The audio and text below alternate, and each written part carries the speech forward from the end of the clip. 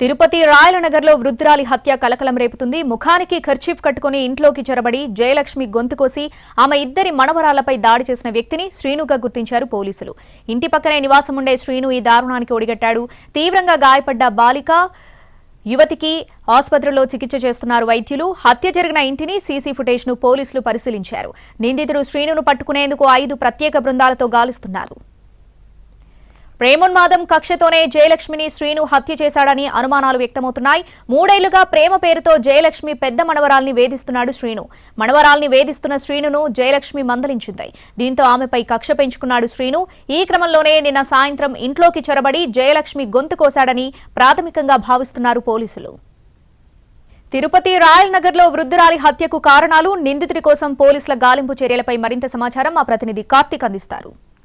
సాయంత్రం జరిగినటువంటి మహిళా హత్య మాత్రం సంచలనం రేపిందని చెప్పాలి. అయితే ఈ కేసును పోలీసులు చాలా ఛాలెంజింగ్గా తీసుకున్నారు. ఎందుకంటే ఆధ్యాత్మిక క్షేత్రం, అది కూడా తిరుపతి నగర నడిబొడ్డులో ఉన్నటువంటి రాయలనగర్లో సాయంత్రం వేళ ఒక యువకుడు నేరుగా ఇంటి లోపలికి వెళ్ళి మరి ఇంట్లో ఉన్నటువంటి వృద్ధురాలని అక్కడే ఉన్నటువంటి కత్తితో గొంతు కోసి చెప్పడమే కాకుండా పక్కనే ఉన్నటువంటి వాళ్ళ మనవరాళ్ళు ఇద్దరి మీద కూడా, ఒక మనవరాల మీద కత్తితో గొంతు కోస్తే ఇంకో మనవరాల మీద రాడుతో దాడి చేసినటువంటి పరిస్థితి. ఇక్కడ మనం ఉన్నటువంటి ఈ ప్రాంతమే ఆ ఇల్లు. నిన్న రాత్రి వచ్చినటువంటి ఆ యువకుడు ప్రస్తుతం ఐడెంటిఫికేషన్ అతన్నే కూడా అందరూ చూపబడుతుంది. ఆ యువకుడి పేరు కూడా సీను అనే యువకుడు ఎవరైతే ఉన్నారో ఇదే ప్రాంతంలో ఇటు పైకి వెళ్ళి మరి ఇంటిలో 2nd ఫ్లోర్లో ఉన్నటువంటి ఏదైతే వృద్ధురాలను హత్య చేసినట్టుగా కూడా తెలుస్తుంది. అయితే ఇక్కడ సీసీ కెమెరాలతో పాటు అన్నీ కూడా ఉన్నాయి.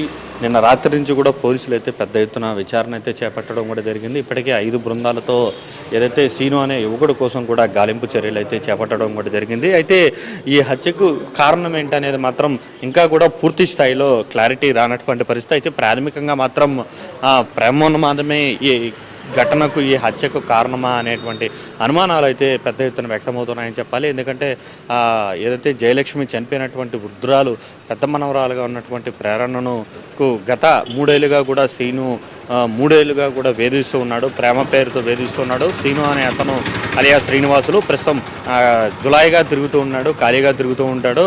ఈ క్రమంలోనే గత 3 ఏళ్లుగా కూడా ఆ అమ్మాయిని ప్రేమ పేరుతో వేధిస్తున్నట్టుగా కూడా తెలుస్తుంది. ఇది తెలిసే ఏదైతే మా మనవరాలి కోసం వృద్ధురాలు ఆ యువకుడిని పెద్దగా గట్టిగా కూడా హెచ్చరించినటువంటి పరిస్థితి, మందలించినటువంటి పరిస్థితి. ఈ కారణంగానే అది మనసులో పెట్టుకుని కక్ష పెంచుకొని నేరుగా వెళ్ళి ఇంటిపైన నిన్న వృద్ధురాలు ఇంట్లో ఒంటరిగా ఉన్నటువంటి క్రమంలో సీను హత్య చేసి ఉంటాడని మాత్రం ప్రాథమికంగా పోలీసులు అయితే భావిస్తూ వస్తున్నారు. అదే రకమైనటువంటి సమాచారం అనేది కూడా ఇంటి చుట్టుపక్కల ఉన్నటువంటి వారందరినీ కూడా విచారించినటువంటి క్రమంలో వచ్చినటువంటి పరిస్థితి. అయితే పూర్తి స్థాయిలో ఒక క్లారిటీ అయితే రాలేదు. అసలు ఎందుకు హత్యకు గల కారణం ఏంటనేది. ఎందుకంటే గాయపడినటువంటి ప్రేరణ కావచ్చు, ఇతర కుటుంబ సభ్యులు కావచ్చు, ఎవరు కూడా అతనితో మాకు ఎలాంటి సంబంధం లేదని కూడా చెప్తున్నటువంటి పరిస్థితి. అయితే ఇంత నగర నడిబొట్టులో ఉన్నటువంటి ఈ ప్రాంతంలో నేరుగా ఒక బైక్ వేసుకొని వచ్చి వెళ్ళి నేరుగా పైకి వెళ్ళి చంపి మరి కిందకు వచ్చి అదే వాళ్ళని చంపినేసినటువంటి వాళ్ళ కుటుంబ సభ్యుల్ని ఒక బండి అడిగి తిరిగి ఆ బండిని తీసుకెళ్ళిపోవడంపై మాత్రం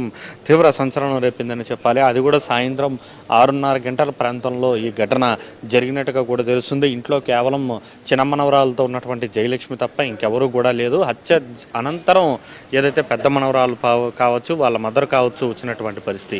ఈ క్రమంలో అసలు పూర్తి కేసును కూడా చాలా సీరియస్గా, ఛాలెంజింగ్గా కూడా తిరుపతి పోలీసులు తీసుకోవడం కూడా జరిగింది. అసలు ఎందువల్ల ఈ ఘటన జరిగింది అనే దాని మీద కూడా మొదట కూపిలాగే ప్రయత్నం చేశారు. అయితే డాగ్ స్క్వాడ్ మాత్రం నేరుగా పక్కింటిలో ఉన్నటువంటి యువకుడు శ్రీనివాసులు అలియాస్ సీను ఇంటి వద్ద మాత్రం ఆగిపోయినటువంటి పరిస్థితి. ఈ క్రమంలోనే కేసును కూడా పూర్తి స్థాయిలో దర్యాప్తు చేస్తున్నారు. ఆ దిశగానే ఆ యువకుడికి సంబంధించినటువంటి కుటుంబ సభ్యులు ఎవరైతే ఉన్నారో, స్నేహితులు ఎవరైతే ఉన్నారో వారందరినీ కూడా పూర్తి స్థాయిలో విచారిస్తున్నారు. ఇప్పటికే అతన్ని అరెస్ట్ చేసి అతన్ని అదుపులోకి తీసుకోవడానికి కూడా ప్రత్యేకంగా 5 బృందాలతో కూడా ఈ యొక్క కేసు అనేది కూడా దర్యాప్తు చేస్తున్నటువంటి పరిస్థితి.